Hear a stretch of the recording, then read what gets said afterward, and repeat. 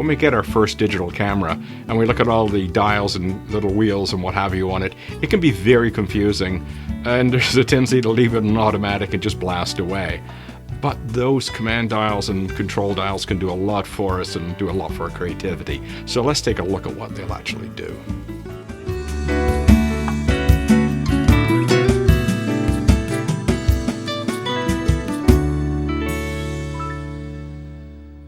Hi, Peter Charles here of Hooked for Life Photography, and today we're going to look at the command dials on our cameras and the control dials that go with them and what they do and what they'll do for us. And the command dial sometimes gets referred to as the PASM dial or the PSAM dial. It stands for Program, Aperture Priority, Shutter Priority, and Manual. Those are the important four switches or positions in our command dial. We also have a fifth, which can be called Auto, Intelligent Auto, and this is an automatic function which all of the camera features are on full auto, and a lot of the manual control dials are now turned off. So it's a great setting for when you want to give your camera to Aunt Matilda and say, here, take a picture of us, Auntie, and you don't have to worry about her pushing and pulling a dial and, you know, sending the camera off in a where it doesn't need to be. It's also a useful feature if you're just grabbing a camera to do some family shots and you just want everything on automatic. You don't have to think about the camera. So it's a good feature, and you can think of it like your smartphone. When you're on these intelligent auto features, it's like being on your smartphone. So the rest of them, the program, the aperture priority, shutter priority, and manual, those are the ones we're going to use most of the time. And we usually use them in conjunction with some control dials. Now, one of the big hassles we have in this business is that these dials are not consistent across the various manufacturers, and sometimes not even all that consistent across different models. So we're going to look at 4 cameras here that I have that are all different manufacturers, and we're going to spend most of our time with the Fujifilm here, but let's look at these others briefly. Here I've got the Panasonic, I've got Intelligent Auto, Program, Aperture, Shutter, Manual. This is Movie, there's a custom function, Panoramic, Scenes, some filters, back to Intelligent Auto. So it gives you lots of functionality that you can use. There are some limitations though. I found that in Program it's not as useful as some of the other cameras, but Aperture Priority, Shutter Priority, and Manual function pretty well the same. This Ricoh doesn't have a lot of those auto functions. It just has Program, Aperture Priority. The TV is Shutter Priority. It's more of a traditional way of describing it. We have Manual, and we have these 3 custom functions, and that's it. And the reason why is this is considered a street camera. It's not the type of traditional point and shoot that a non-photographer might use. This is a serious photographic instrument, so it doesn't have any of those fancy automatic settings. And here we have my little TG5, which is my fishing camera, my Olympus TG5, and it just has the auto, program, aperture. It doesn't have shutter speed in there. We have a couple of customs, we have movies, we have underwater, macro, and scene. Scene, for example, is a way to give a camera an opportunity to compensate for things like snow. You know, rather than you having to think about using exposure compensation, you can put it to scene and let the camera guess as to what the scene actually is. So anyway, those are the types of things we normally see in our point and shoots. So I'm going to mount this so we can actually start working with this dial and see what it actually does. So give me a minute while I mount it. Okay, now we've got it mounted. You can see I've got it on program, and it shows up as a P on your screen that you're in program mode. It's going to tell you what the command dial mode is if you set that feature on in your display settings. So in program mode, it has a front dial here, which allows you to choose the combination of shutter speed and aperture. Now, what program does is it picks what it considers to be the best shutter speed and the best aperture based on an algorithm that's built into the camera.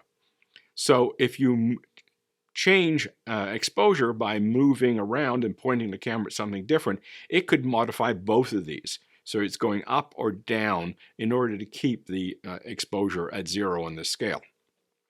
So let's say I want more shutter speed because I'm worried about motion blur. Well, I can do what's called program shift, and I can use the dial in the front, and I can put it down to f4. Now I've got a shutter speed of 200th of a second. I'm able to freeze some motion with that. If I want more depth of field, I go the other direction. Let's say I'm on a tripod. I don't worry about shutter speed so much. I've got f11 to the 30th of a second. I'm still in program mode. So if the exposure was to change for any reason, a cloud passed over, both the aperture and the shutter speed will adjust according to the exposure value that we have at that moment. You know, the cloud goes by, everything drops. Cloud clears, everything comes back up again. That's typical of program, and you can use your control dial to shift the program, shift the algorithm. Now, the other thing that you still can do is exposure compensation is still an option with program. So you have the best of both worlds. Program is a very useful function. I use it a lot for general purpose photography. You know, I'm out with the grandkids, for example, I'll put it on program and just let the camera make the decision. And if I have a lighting issue, I'm going to use my exposure compensation. Now, the next one on this one is shutter speed. And you'll notice the shutter speed indicator on the viewfinder has gone to blue. And what that is saying is that is the priority. And that's what this dial now changes. I'm changing the shutter speed and the aperture will follow.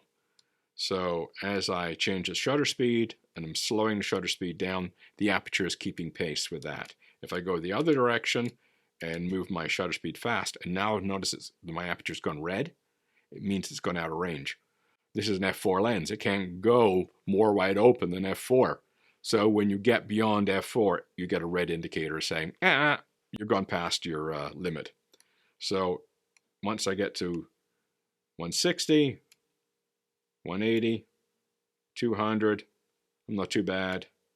250 is too far. So again, exposure compensation works, no problem. You're going to use shutter priority mostly when you're concerned about motion blur. So you've got either you want to freeze motion, which, you know, you bring your shutter speed up quite high, or I want motion blur, so I slow my shutter speed right down. So that is the main reason why we would want to use shutter priority, is to get control over how much or how little motion blur we show in the picture. The next one is aperture priority. And what aperture priority will do for us is the opposite to shutter priority. We're now using our aperture, if we had an aperture ring here, like we do on this lens. There we go. Our aperture ring. Again, the front dial does it on this camera. And you can see that the f4 is now in blue, indicating it's the priority. And when we change the aperture, we're changing the shutter speed. So this is where depth of field becomes important. We want to control how much or how little of the image is going to be in focus. And in this case, if I want a lot in focus, I might put it to f10 or f11, and then the shutter speed adjusts accordingly. So you're making the decision about the aperture, you're letting the camera do the thing with shutter speed, and again, exposure compensation works in this mode. And the last one is manual, and that's just what it suggests. You are controlling everything. See, both are blue, and you can see my scale on the left as I'm changing my control dials. My aperture or shutter speed are being controlled by the control dials. Nothing's on manual, nothing's on automatic anymore. So the camera is being controlled by these two dials, this one, and it's controlling aperture and shutter speed. So shutter speed for this one, aperture for this one. And one of the handy things about that is when it's to your eye, you can move these dials and looking through the viewfinder. So that works out quite well. So that's what those four things will do for you. give that a try. If you've got a camera that you've been running on, on auto mode the whole time, take it off that mode. Try some of these others and see what they do for you. It allows you to get more control of the camera, but still, unless you're using manual, you're still on auto. You're still letting the camera make some decisions, but you still have other capabilities such as your exposure compensation to control your exposure and do that sort of thing. So, explore the command dial and see what some of these other fun things do. Pull out the manual or, check out YouTube and find out how they work. So give that all a try. Cheers.